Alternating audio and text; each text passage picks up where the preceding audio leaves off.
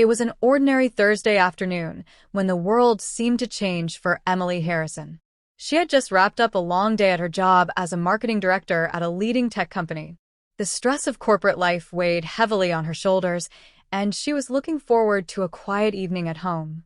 As she stepped out of the office building, she was greeted by the usual cacophony of city sounds: honking horns, the hum of conversation, and the rhythmic tap of shoes on the pavement. But there, by the corner of the street, something caught her attention. A boy, no older than 10, sitting on the cold concrete, looking disheveled and lost. The boy was thin, his clothes ragged and dirty, his face streaked with dirt and streaked tears. His eyes were dull, and his hands shook slightly as he held a crumpled sign that read, "Hungry. Please help." Emily paused for a moment, her heart tugging in sympathy. She'd seen countless people on the streets before, asking for money, food, or shelter. But this boy, he seemed different. There was a vulnerability about him, an innocence that was impossible to ignore. Without thinking, Emily found herself walking towards him, her heels clicking softly on the sidewalk. As she approached, the boy looked up at her, his tired eyes wide with a mixture of hope and fear. He quickly lowered his gaze, avoiding eye contact. "Hey there," Emily said softly, kneeling down to his level. "Are you okay?" The boy nodded faintly, but didn't say anything. Emily could feel the lump in her throat as she looked at him. She wasn't sure if he was afraid to speak or simply too weak from hunger to do so. She reached into her purse and pulled out her wallet, opening it to pull out a few bills. But before she could hand him any money, something inside her made her hesitate. No, she thought. Money won't help him right now. He needs food. "Where can I get you some food?" she asked, her voice gentle. The boy looked at her uncertainly, and then, after a long pause, he pointed toward a small deli across the street. Emily gave him a reassuring smile. "I'll be right back. Don't go anywhere, okay?" The boy nodded, his eyes following her as she walked quickly toward the deli. Emily entered the small, cozy shop, the smell of freshly baked bread and sizzling meat filling the air. She approached the counter, and the woman behind it greeted her with a friendly smile. "Hi there. What can I get for you today?" the woman asked. "I'll take 2 sandwiches, 1 turkey and 1 veggie, please." "Oh, and a bottle of water," Emily replied. She glanced out the window, where she could still see the boy sitting on the sidewalk, his head slightly bowed. When the sandwiches were ready, Emily handed the cashier the money, grabbed the bags, and quickly walked back outside. The boy was still sitting exactly where she had left him, but now his shoulders were slumped even lower, and his hands were tightly gripping his knees.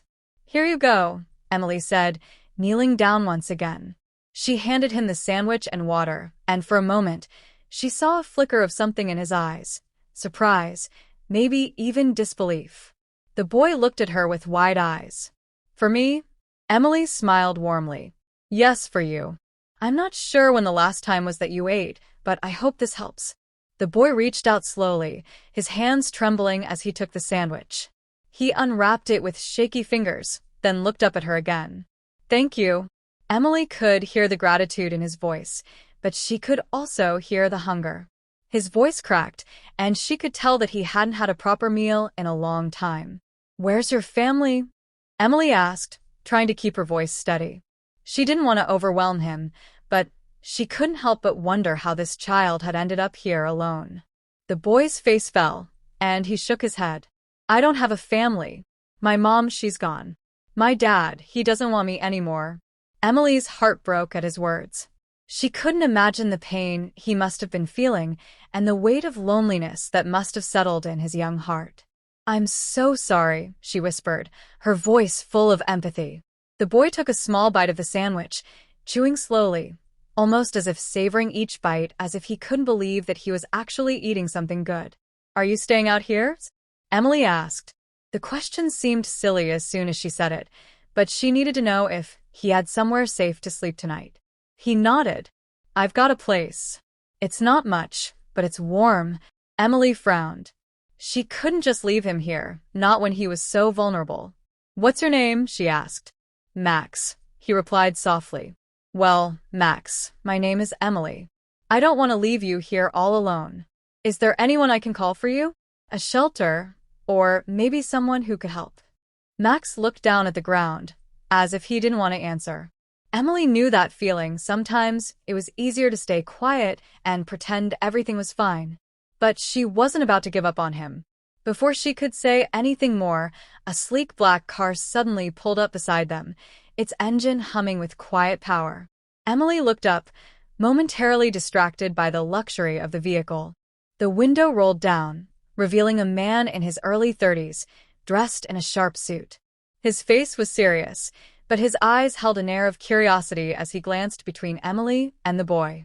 "Is everything all right here?" he asked in a calm, controlled voice. Emily's first instinct was to answer politely, but something about his presence seemed out of place. Max, however, reacted differently. He quickly straightened up, his eyes widening in fear. He clutched the sandwich tightly to his chest, as if the man was a threat. The man studied Max for a moment, then turned his gaze to Emily.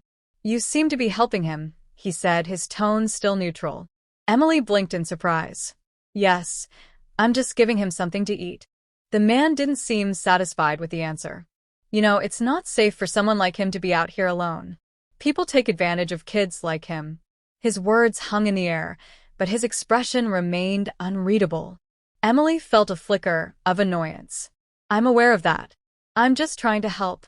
The man leaned back in his seat and stared out the window for a moment, his fingers tapping lightly on the wheel. Emily couldn't quite read his expression, but she sensed there was something more to his presence. Finally, he spoke again. "Do you need a ride somewhere? Maybe to a shelter or a safer place for him?" Before Emily could respond, Max suddenly bolted to his feet. "No. "I'm fine. I don't need your help." The boy's outburst caught both of them off guard. The man seemed unfazed, but Emily could see the pain in Max's eyes. "I'm not going anywhere with him," Max shouted, his voice shaky with panic. The man looked at him for a long moment, his lips pressed into a tight line. He didn't argue, but instead, he simply nodded. "As you wish," he said, before rolling the window back up and driving off. Emily stood up, feeling a rush of emotions. What had just happened? Why had the man been so interested in Max? She could still hear the faint sound of the car's engine as it faded into the distance, but she quickly turned her attention back to the boy. "Are you okay?" she asked softly. Max nodded, though there was still a wariness in his eyes. "I just don't trust people like him." And just maybe, Emily thought, the world wasn't as indifferent as it seemed. And that, for the first time in a long time, gave her hope.